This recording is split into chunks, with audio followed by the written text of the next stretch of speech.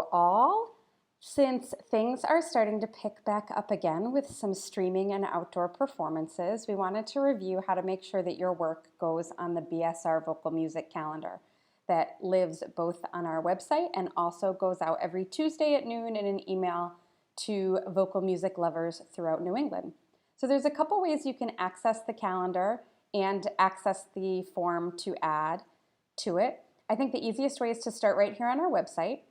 You'll scroll past these pictures of all of our lovely singers, some of our lovely singers, to where it says Vocal Music Calendar.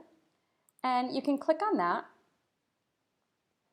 And you'll see a button here that says Add to Vocal Music Calendar. If you don't see that button, you're probably not logged in. So you'll want to click up here where it will say Log In, if you're not logged in, although I am.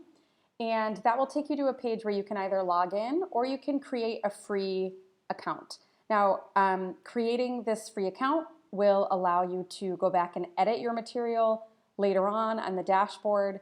There are a lot of benefits to having it all under your account. So whether you have a paid membership or you just have a free username on our website, you can use that to post.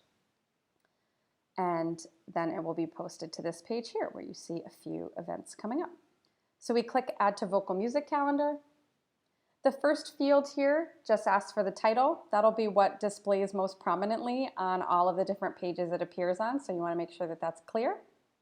Company can be the name of your company or chorus. It can be the name of an individual artist. It just depends on who's putting on the event, and that will show up as a subtitle in the Vocal Music Calendar, so you want to make sure that's clear as well.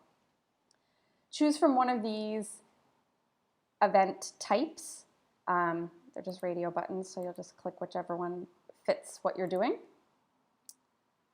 And then you'll put in the date. If you have a run of performances, you can put that in too, but many of these are single performances, so you'll use these drop-down menus to put in the date.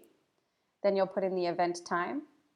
I find in some browsers you have to put the time in military time, but in Chrome you can just put it in as is and it gives you the option of AM, PM.